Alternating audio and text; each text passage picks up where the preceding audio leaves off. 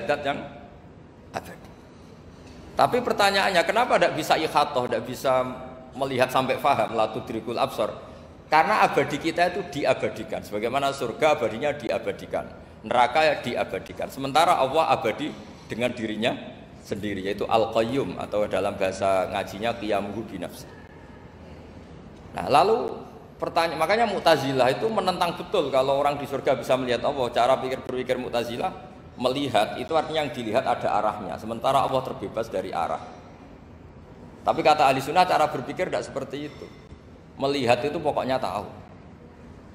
Nah, tahu karena mata itu karena kita ditakdir tahu itu karena mata. Sebetulnya yang menjadikan tahu itu tidak mata. Ya kalau tahu ya tahu saja, bukan harus pakai mata. Itu cara berpikir ahli sunnah wal jamaah. Jadi sabri ya bocoran. Kenapa mazhab ahli sunnah itu yang dipilih oleh banyak mayoritas di dunia, jumhur itu. Ahli sunnah itu dianggap pikirannya lebih orisinal. Misalnya ahli sunnah kalau ditanya, kenapa kamu melihat? Ya melihat saja. Kenapa kamu mendengar? Ya mendengar saja. Kesannya itu tidak rasional, kayak orang yang nggak pinter itu. Tapi sebetulnya itu yang benar. Jadi cara berpikir ahli sunnah itu melihat itu menjadi tahu. Menjadi tahu itu bisa karena mendengar, bisa karena melihat, bisa karena dikasih tahu, bisa karena bersentuhan. Sebab itu di Quran itu ada ayat ala ya'lamu man khalaqa, bukankah zat yang menciptakan itu menjadi tahu. Sehingga kenapa Allah itu selalu tahu? Karena Allah yang menciptakan. Kalau kamu tahu karena mata, sekali itu jauh, maka kamu tidak melihat. Atau kamu sekarang buta, kamu tidak melihat. Atau tertutupi barang itu, maka kamu tidak melihat. Tapi kalau kamu tahu karena kamu menciptakan, maka akan melihat terus. Misalnya saya ini tukang batu. Saya ingat betul ketika saya bangun Monas, itu pulpen saya tak tanam di dalam Monas. Saya ingat betul kalau pulpen saya warnanya putih, tak tanam di Monas 2 meter dari pondasi. Setelah saya pulang ke Jogja ditanya, di dalam Monas ada apa? Ada pulpen. Posisinya 2 meter dari pondasi. Kenapa saya tahu? Karena saya yang menciptakan. Nah, karena menciptakan ini sehingga tahu saya akan terus menerus. Tapi kalau tahu karena mata, sekali barang itu tertutupi, nggak tahu. Misalnya saya tahu jenengan karena dekat, sekali jenengan kemana-mana saya sudah tidak tahu. Tapi kalau saya menaruh sesuatu di tubuh Anda, sehingga kamu kemana-mana tetap tahu bahwa barang itu ada di tubuh. Nanti kalau ada yang protes, tapi bisa saja Gus barang itu dicuri orang kemudian Anda tidak tahu. Yang menjadi tidak tahu karena saya sudah tidak menciptakan suasana itu. Selagi saya yang menciptakan, maka akan tahu terus. Nah, tapi karena Allah ini menciptakan semua yang ada di bumi, maka Allah tahu terus. Sehingga Allah tahu cara bikin kuman. Terus tahu bahwa manusia itu punya kuman, kumannya punya organ, organnya juga punya kuman. Terus gak kebayang. Kamu bayangkan kayak, makanya Allah itu kalau cerita sederhana, innallaha la yastahi ayyadriba mathalam ma ba'udatan fama fawqaha. Allah itu tidak malu bikin perumpamaan nyamuk, karena nyamuk itu lebih dahsyat timbang gajah. Para pematung itu disuruh bikin gajah masih mampu. Bikinkan patung gajah, mungkin masih sanggup. Tapi kalau tak suruh bikin patung nyamuk, nggak usah bikin hidup, patungnya saja sekecil itu. Padahal nyamuk kecil itu punya organ tubuh. Lalu bikinnya organ tubuh nyamuk itu kayak apa? Organnya punya kuman, kumannya punya organ, organnya juga punya kuman. Sehingga orang-orang alim itu baca nyamuk itu lebih jadi ayat Allah ketimbang melihat dinosaurus. Tapi sekarang orang itu nggak tertarik ceritanya. Jadi beda perasaannya orang alim sama orang awam. Kalau orang awam tuh melihat mukjizat kan yang dasar-dasar kayak dinosaurus, gajah, wow gitu. Kalau orang alim nggak, malah melihat nyamuk. Nah, kealiman seperti itu terjaga di umatnya Muhammad, di umatnya Rasulullah Muhammad SAW. Karena ketika umat ini nggak ditunggui para nabi, itu Allah menjamin Muhammad, ulama umatmu nanti punya kemampuan seperti nabi. Tentu tidak dalam keutamaan ya, keutamaan tentu nggak sekelas sama nabi. Kenapa itu terjadi? Karena tadi para nabi ini mewakili sekian karakter. Kalau kita sangat mencintai Indonesia, maka kita akan tegas siapapun yang ingin menghancurkan Indonesia. Itu kira-kira cerminan Nabi Nuh. Kalau kita sangat mencintai Allah, maka kita akan benci sebenci-bencinya sama orang yang mendurhakai Allah. Tapi masalahnya, Allah yang kita cintai itu memaklumatkan diri kalau bersifat ghafur, pengampun. Jika kalau kita terlalu kasar, ini kan yang kita cintai bersifat ghafur kok kita kasar. Di sini Nabi Ibrahim, beliau sangat mangkel sekali sama yang durhaka sama Allah. Tapi mau mangkel gimana? Zat yang mengajarkan itu bersifat ghafur. Maka kita mau tidak mau, makanya ada riwayat mengatakan takhallaku bi akhlaqillah, kamu bertata krama kayak akhlaknya Allah. Akhirnya ya sudah, kita mau apa coba? Kira-kira kalau kamu mencintai seseorang, itu potensinya kan dua, protektif. Ada telepon, itu dari siapa? Cewek atau cowok? Protektif. Itu bukti cinta atau bukti suudon? Kan tidak tahu. Tapi misalnya kamu cinta perempuan terus, WA-an sama lelaki gak apa-apa, jalan sama lelaki gak apa-apa, sama masa lalunya pacarnya juga gak apa-apa. Itu cinta apa pembiaran? Kan sama-sama gak jelas. Nah kira-kira mencintai Allah itu kira-kira analoginya seperti itu. Kalau yang satu protektif, Allah harus zat satu-satunya yang disembah, nggak boleh didurhakai, nggak boleh dikhianati kok. Sehingga ini sangat keras sekali. Nah, ini Nabi Nuh. Di sini ada Nabi Ibrahim karena orang yang zat yang kita cintai bersifat ghafur. Jika kalau kita terlalu tegas beda dengan sifatnya Allah yang bersifat ghafur. Nah umatnya Nabi seperti itu mulai dulu. Ada yang moderat, ada yang keras, ada yang setengah keras, setengah moderat. Ada yang ngambil sikap, oh udah mangan turu, ngenteni mati. Nah, itu lebih baik itu timbang punya istihad tapi gak jelas, mendingan. Itu ada riwayatnya. Suatu saat ibadah akhir umatku terbaik adalah tidur. Maksudnya tidur itu gak ngambil sikap, masyhur itu. Saya beri riwayat yang ada di Bukhari Muslim. Satakunu fitanun al-qaid fiha khairun al-qaim wal qaim fiha khairun al-masyi wal masyi fiha khairun nasai. Nanti di akhir zaman itu banyak fitnah, kata Rasulullah. Yang duduk lebih baik ketimbang yang berdiri, yang berdiri lebih baik ketimbang yang jalan biasa lebih baik ketimbang yang jalan bergegas. Man tasyarrafa laha tastasrifu. Fitnah itu adalah siapa yang terlibat maka akan semakin parah. Sehingga semenjak itu ulama berpikir nanti di akhir zaman kalau ada fitnah itu sebaiknya orang ngambil sikap sepasif-pasifnya, secuek-cueknya. Jadi semua syurahul hadis sepakat makna hadis ini apa? Orang disuruh sikap secuek-cuek. Misalnya pilihan presiden, contoh kecil pilihan presiden. Mungkin para intelektual nggak merasa, tapi kalau ulama itu cara berpikir beda. Pilihan presiden, kamu fanatik milih A, yang satu fanatik milih B, ya presiden atau bupati atau gubernur. Terus yang satu bilang gini, wah kalau nggak di presideni A, nggak di bupati A, nggak di gubernuri A, negara ini rusak. Mungkin betul dari segi jejak rekamnya A ini bagus. Tapi pertanyaannya secara tauhid, bagaimana Anda menggantungkan kesejahteraan sama makhluk? Kamu nggak pernah terusik begitu kan para intelektual? Itu kan melukai. Bagaimana mungkin Anda menggantungkan kesejahteraan dengan seorang makhluk? Wah kalau di presiden A pasti Indonesia makmur, kalau bupati A pasti Sleman makmur, pasti Bantul makmur. Nah, bagaimana mungkin makhluk yang sedang soleh kamu pastikan selalu soleh? Wong dia makhluk bisa berubah. Sementara yang B misalnya fasik, wah kalau dipimpin B pasti rusak negara. Bagaimana kamu pastikan B yang fasik selalu fasik? Dia saja dia husnul khotimah. Yang fasik pas mimpin jadi soleh, yang soleh pas mimpin jadi fasik. Akhirnya ulama karena tahu sifat manusia itu rubah-rubah dan kendali di tangan Allah, sikapnya nggak jelas. Saya ini termasuk orang yang terkenal nggak jelas. Karena kalau ditanya, Gus sampean pilih presiden mana, bakti mana? Sanut pangeran sing dadi aku loyal. Wah, anut pangeran yo kacau. Wah, luwih kacau menan anut pangeran kata saya. Ini kan sudah tidak sambung karena pikirannya ulama. Memang nggak beda, cara berpikir ulama itu beda. Bahkan bapak saya itu kalau didik saya itu begini.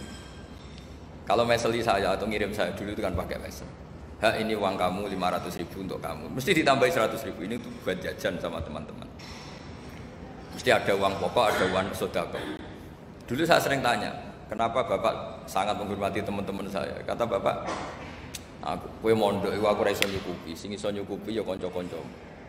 Ternyata betul, rata-rata anak kuliah atau anak mondok, uang pribadinya kan 8 hari dari dikirim sudah habis.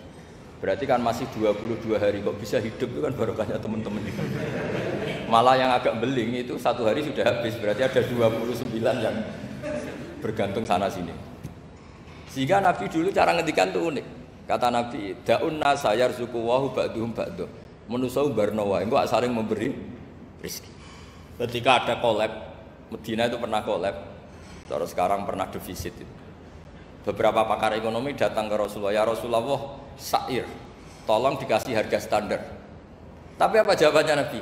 La tusairu fa inna Allaha huwal musair. Kamu jangan kasih harga, Allah sendiri yang menentukan harga itu. Terus kata Nabi, kenapa engkau begitu ya Rasulullah? Ini negara harus ditentukan harga karena gini-gini. Kata Nabi, saya tidak ingin ketemu Allah dalam keadaan dolim. Tapi ini tentu di teori ilmu modern ini masalah. Tapi menurut orang modern. Tapi kalau menurut ilmu hakikat itu nggak akan masalah. Misalnya, kenapa Nabi tidak menentukan harga dalam keadaan negara seperti itu? Jawabannya pakar-pakar hakikat, ya saya ulang lagi pakar-pakar hakikat begini. Misalnya ada orang menimbun supaya nanti harganya mahal, ya. Terus ditimbun terus sampai nunggu harganya mahal. Lama-lama dia sadar kalau timbunannya nggak ada gunanya karena ternyata orang nggak beli. Nah, ketika orang nggak punya kemampuan beli, yang menimbun juga tidak punya uang. Nah, tapi kalau sampean tanya, tapi Gus nak tuku barang pokok kan kita mati karena kehabisan stok. Itu masalah tauhid Anda. Bagaimana mungkin kamu bayangkan seorang makhluk tidak bisa hidup atau nggak dapat rezeki?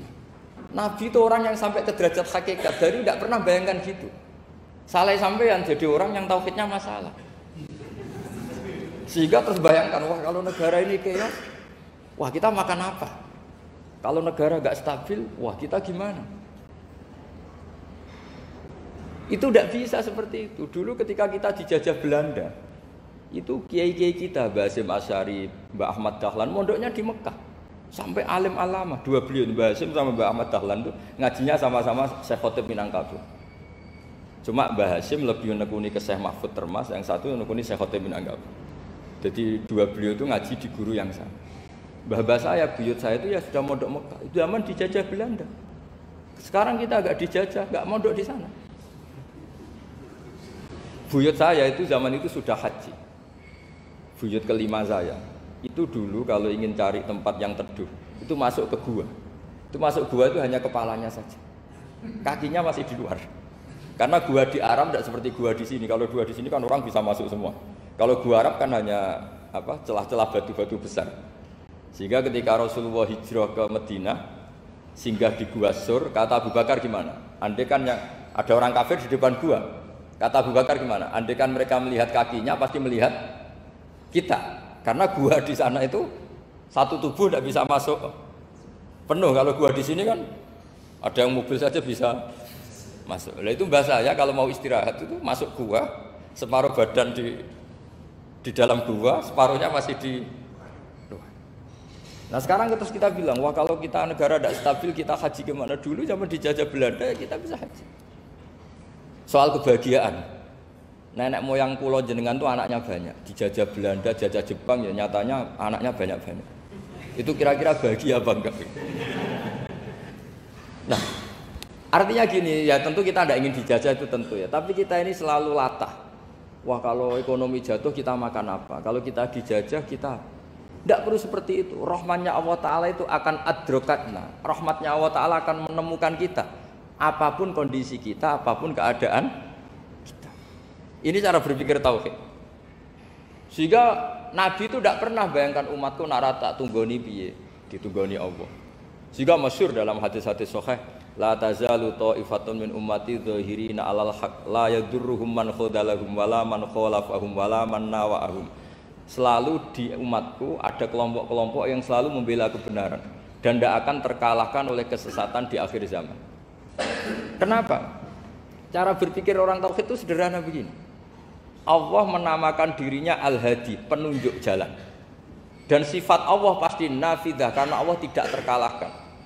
Sama seperti Allah menyifati dirinya Ar-Razzaq, Ar-Razik yang memberi rizki. Maka orang segoblok apapun, selumpuh apapun, selemah apapun tetap dapat rizki. Sama, Allah mensifati dirinya Al-Hadi, memberi petunjuk. Maka zaman serusak apapun orang tetap dapat petunjuk.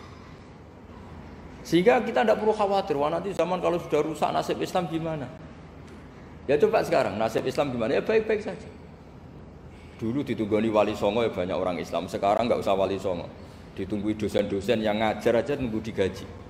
Kiai pidato ya ada yang beri salam tempel. Itu kalau nuruti definisi ikhlas itu tidak ada yang masuk. Tapi meskipun demikian agama juga jalan. Kenapa agama ini jalan? Karena Allah al-hadi, penunjuk jalan.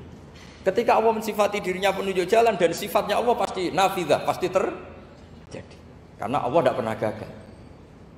Sehingga agama ini akan ada terus sampai akhir zaman. Coba Amerika kayak apa Islamofobia. Di Amerika tambah lama tambah banyak Islam, Eropa juga gitu, Australia juga gitu. Andai kan nuruti teori sosial, sudah dunia sudah materialistik kayak gini, orang dohirnya itu akan meninggalkan agama. Nyatanya tidak juga. Saya pernah di Korea seminggu, itu di negara ateis. Itu TKI ke sana tuh nyari uang. Ternyata ya kepikiran bikin masjid, bikin komunitas Islam. Coba siapa yang menggerakkan hati itu? Hanya Allah Subhanahu wa Ta'ala. Ya, jadi cara berpikir tauhid saya ulang lagi, saya mohon sekali di pengajian ini saya cerita wajah alani mubarakan aina ma kuntu. Jadi cara berpikir sekian nabi, terus kita punya karakter tertentu, kita milih nabi ini itu sah.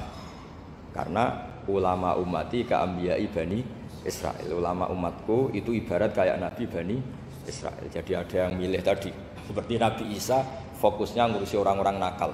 Itu juga bagus karena di mana-mana nabi itu seperti dokter. Tapi Nabi Yahya hanya berkawan sama orang-orang soleh. Kita tahu berkawan orang fasik itu resiko ketularan. Iman pas-pasan wae kancane nang fasik kan taqabbalallahu minna minkum gitu. Wong kamu sendiri tidak sehat-sehat amat berteman orang penyakitan kan bahaya. Tapi kalau kamu sebagai dokter kok hanya berteman orang sehat, lalu kamu apa? Penelitiannya gimana? Masa saya dokter spesialis, pernah penelitian, semua orang sehat saya pernah saya teliti. Itu dokter aneh apa enggak? Saya dokter spesialis TBC, spesialis paru-paru. Yang kamu teliti siapa? Semua orang sehat. Pernah meneliti yang sakit? Tidak pernah. Kan ya jadi dokter aneh. Tapi misalnya terus kamu sendiri terus berteman orang penyakitan terus, kan ya rawan tertular. Nah, ini ada dua figur yaitu Nabi Yahya dan Nabi siapa? Ya saya kira demikian. Baik, jazakumullah khairan. Di sini kita bukakan pertanyaan mungkin dari Bapak Ibu yang bertanya. Dua aja ya. Nanti waktunya. Ada dua pertanyaan mungkin dari Bapak Ibu sedikit bertanya.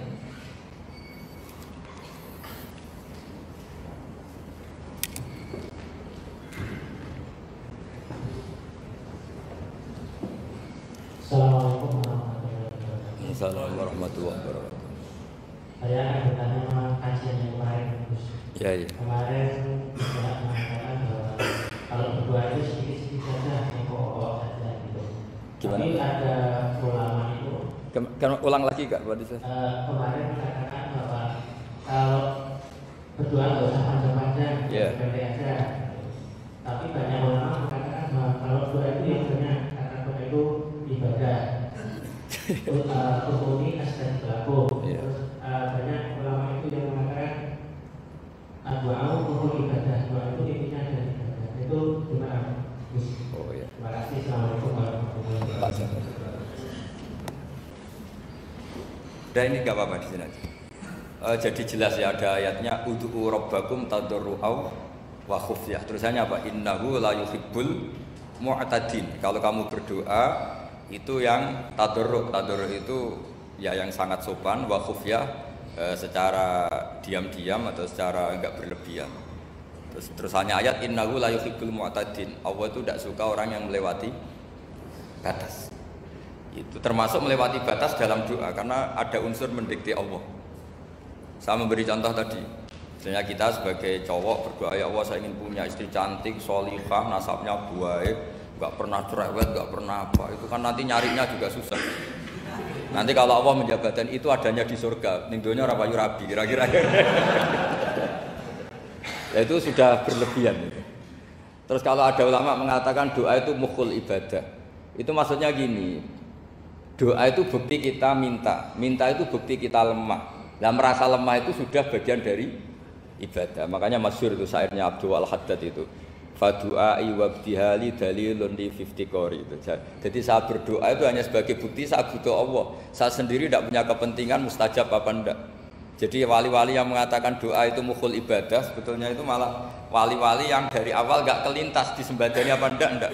Butuhnya dia itu menunjukkan bahwa saya ini lemah. Buktinya posisinya minta. Itu yang dimaksud mukhul ibadah. Tapi kalau kita berdoa terus posisi kita protes, katanya kamu baik ya Allah.